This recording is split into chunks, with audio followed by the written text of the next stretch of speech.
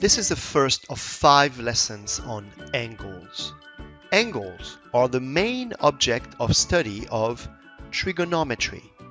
In this lecture, you will learn about directed angles.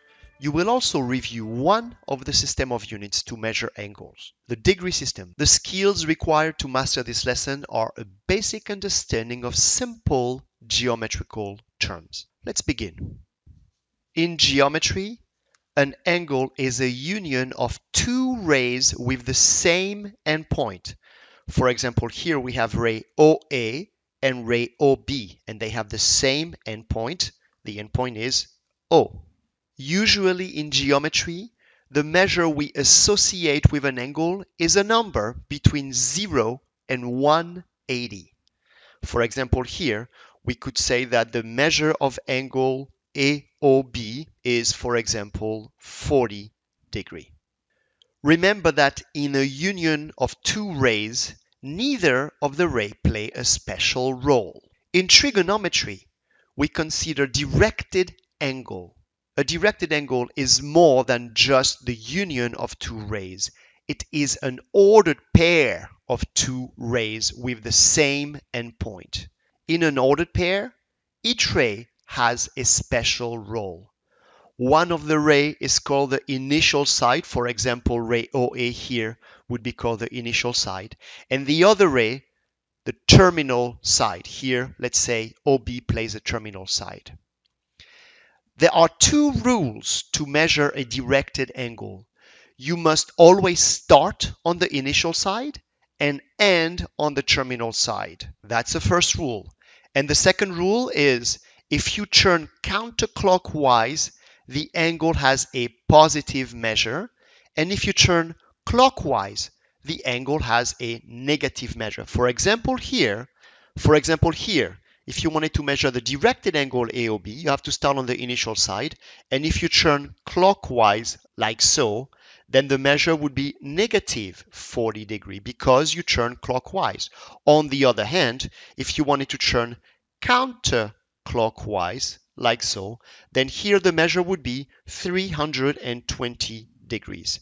We will see degrees and you will understand the relation between 40 and 320 before the end of this lesson. Let's illustrate these two rules to measure a directed angle. So in these examples, the set of points that make the two sides of the angle is the same, but the name of the side and the way I measure the angle is different. Let's look at it. For example, in this one right here, this is the initial side and this is the terminal side. Now, in this case, I'm turning counterclockwise, and so the angle has a positive measure of 55 degrees. On the other hand, if you call this one the initial side and this one the terminal side, then you have to start on the initial side and go on the terminal side. Therefore, in this case, you would have a measure of negative 55 degrees because I'm turning clockwise. Let's look at this case right here. If this is the initial side and this is the terminal side, and I turn clockwise in that direction, the angle will have a measure of negative 305 degrees. On the other hand, if I change the name of the side and if I call this one the initial and this one the terminal, then turning from the initial to the terminal counterclockwise, the angle would have a measure of 305 degrees. Finally, you do not have to stop on the terminal side once you encounter it. For example, right here, I started on the initial side. I have found the terminal side, but I continue turning one more time around it. And this angle would have a measure of 665 degrees. It is positive because I turn counterclockwise. Okay? A bit more terminology about angles. If the two rays that determine the angle are perpendicular, we say that the angle is a right angle. If the two rays that determine the angles are opposite, that means they form a line, we call the angle a straight angle. Now, if anytime we have a directed angle, we have to indicate which ray is the initial side and which ray is a terminal side, it could quickly get tedious and confusing. So we need to standardize things. The first defining statement standardizes the position of an angle. This statement eliminates the need to indicate which one is the initial side and which one is the terminal side of an angle. Let's go over it. So we are working in the Cartesian plane, and we say that an angle is in standard position if its vertex is at the origin of the system of axes, and if the initial side is on the positive x-axis. That's it. So we'll never have to draw the initial side because the initial side of all our angle in standard position will be on the positive x-axis. The second statement establishes a terminology to describe the position of the terminal side of an angle. You will call an angle a first quadrant, second quadrant, third quadrant, or fourth quadrant angle if its terminal sides lies in the first, second, third, or fourth quadrant, respectively. If the terminal side of an angle lies on one of the axes, the angle is called a quadrantal angle. Let's practice the terminology in this definition with the first set of examples. Here we go. Right here, you have the terminal side of an angle indicated in red. Remember, the initial side is always the positive x-axis, so we don't need to indicate it. And in blue, I have indicated the way I measure the angle. I'm asking you, what is the name of the angle? Is it a first, second, third, or fourth quadrant angle, or is it a quadrantal angle? And also, if the angle has a positive or negative measure. So for example, right here, I'm in quadrant 2, so this is a second quadrant angle, and the measure is negative because I turn clockwise. So second quadrant angle, negative measure. Second one, I'm in the third quadrant, so this is a third quadrant angle. How do I turn counterclockwise? So it has a positive measure. Third quadrant angle, positive measure. Third example, I'm in the fourth quadrant, so this is a fourth quadrant angle, and it has a negative measure. I'm turning clockwise, so negative measure. Negative angle, fourth quadrant. How about case number 4? Well, this one lies on one of the axes, so this is what we call a quadrantal angle. It's a quadrantal angle. Its measure is positive. I'm turning clockwise. Next set. All right, let's go a bit faster. Number 5 is a third quadrant angle measured negatively. Number 6 is a quadrantal angle measured negatively. Number 7 is a first quadrant angle measured negatively. And number 8 is a second quadrant angle measured positively. Last set. Okay, there's more winding here. Number 9 is a second quadrant angle measured. How did you turn? You turn counterclockwise, so it is positively. Number 10 is a quadrantal angle measured clockwise, so it's negatively. Number 11 is a third quadrant angle measured negatively. And finally, number 12 is a quadrantal angle measured positively. Let's now go over the definition of the first unit to measure angles, degree. This definition will be easy to grasp because it is the most common way to talk about an angle in everyday situation. 1 degree is a measure of a central angle that intercepts an arc that is 1/360th of the circumference of the circle. So 1 degree is 1/360th of a complete revolution. So how do you measure an angle of 1 degree? You take a circle and you divide it in 360 equal parts, and the central angle right here that is equal to 1 division is 1 degree. Okay? Next, let's look at the angles we are often referring to and their measure in degrees. So if you divide a circle in 360 equal division right here, then if you turn around once around the circle, you will embrace all the 360 division, and therefore this angle measures 360 degree. So 1 revolution corresponds to 360 degrees. Therefore, an angle that describes a half of a revolution, which is called a straight angle, measures 180 degree, 360 divided by 2. An angle that measures 1/4 of a revolution, which is a right angle, measures 360 divided by 4, which is 90 degree.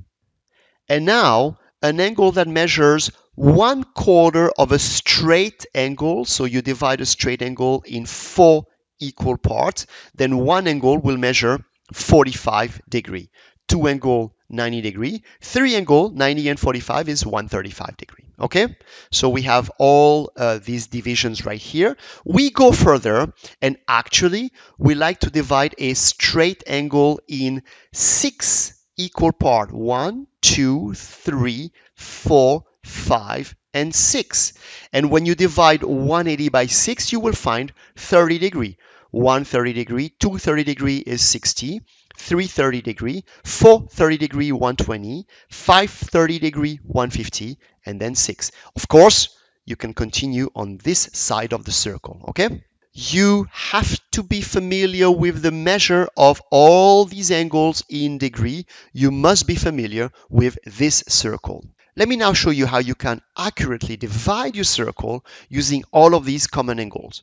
It's pretty simple, and this process will be made clear when we look at the trigonometric value on the unit circle. So here's a circle with the x and the y axis, and I would like to write on the circle all the common angles. It's pretty simple. This is the origin of the axis. Let's call that O. And then we have 4 segments. We have this one, this one, this one, and this one, right? We're going to divide each of these segments in half. So here we go. I'm going to eyeball it like so. All right, it's about divided in half. And then we're going to draw parallel line to the axis going through this half division. So right here, and then the vertical one right here, like that, okay? And that will give us all the multiples of 30. This is 30-degree angle, 60, well, 330 is 90. This is 120, 150, here we go. These are all the multiples of 30s, okay? Now, we're missing the multiples of 45. That's easy. You just go across and draw the diagonal of these squares that you have right here in the middle. And these are the multiples of 45. It's pretty precise like that. And so now you have all the angles that you need in your circle. Okay? I hope this is clear.